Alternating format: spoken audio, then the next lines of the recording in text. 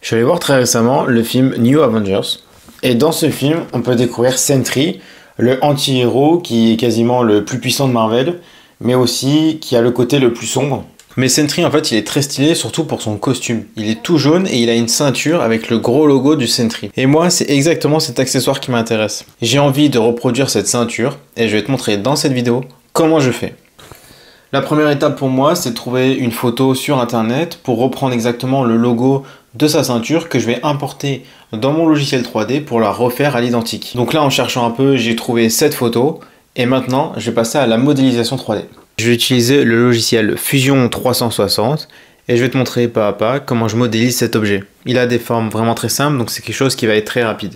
Et n'hésite pas à t'abonner si tu as appris des choses. Je commence d'abord par me rendre sur le logiciel Fusion 360. Je fais une esquisse sur le plan de face. Je fais un cercle avec le diamètre que je veux pour ma ceinture. Donc ici 100 mm. Ensuite, sur le même plan, je viens importer l'image de ma ceinture Sentry.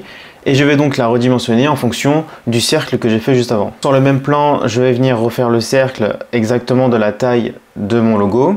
Puis je vais venir faire une extrusion de 3 mm pour donner de l'épaisseur à ce cercle. Ensuite, il faut que je fasse le logo, donc je vais commencer par le dessus.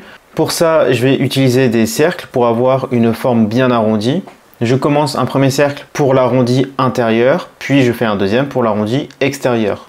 J'ajoute un petit trait sur le côté pour fermer l'esquisse et enfin un dernier petit cercle dont je vais rajouter les contraintes de tangente sur le cercle intérieur puis sur le cercle extérieur. Il faut bien faire attention de rajouter les cotes sur toutes les esquisses, donc sur tous les cercles, pour qu'ils soient en noir comme ceci, afin qu'ils soient fixes. Car si ils restent bleus, on peut les déplacer facilement et c'est pas une esquisse contrainte. Donc, une fois terminé, je viens refaire une extrusion de mon esquisse et j'obtiens la première pièce de mon logo au-dessus. Je vais ensuite faire la deuxième pièce, c'est-à-dire au milieu, en retraçant avec des lignes le contour de la forme du milieu. Ensuite, j'ai juste besoin de faire comme tout à l'heure une extrusion de ça, donc sur encore 2 mm.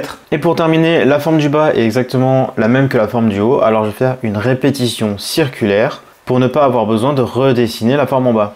Donc je vais sélectionner mon corps en haut avec le point du milieu en guise de référence et voilà ce que ça donne au final. J'apporte mon fichier sur mon slicer, donc le trancheur qui va me permettre de donner mon fichier à mon imprimante. Je lui donne la couleur noire que je veux et je tranche mon plateau. C'est à ce moment-là que je peux sélectionner la couche à laquelle je vais changer de couleur pour la mettre en jaune et avoir le logo exact. J'ai plus qu'à envoyer à mon imprimante et à le faire imprimer. La pièce a maintenant terminé d'imprimer. Voilà à quoi ça ressemble. Donc je vais pouvoir la décoller de mon côté. Et voilà. Une pièce imprimée en 3D. J'ai rajouté des trous ici car je vais rajouter une petite ceinture pour que je puisse la mettre sur moi.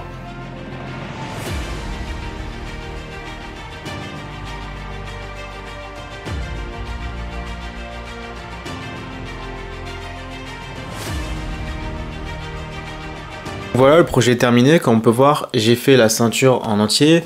Donc ça en impression 3D et ça c'est simplement du tissu. J'ai essayé de le reproduire à l'identique comme je l'ai vu dans le film et j'en suis plutôt content. N'hésite pas à me dire dans les commentaires ce que t'en penses aussi. Et si t'as aimé ma vidéo, n'hésite pas à t'abonner. À la prochaine!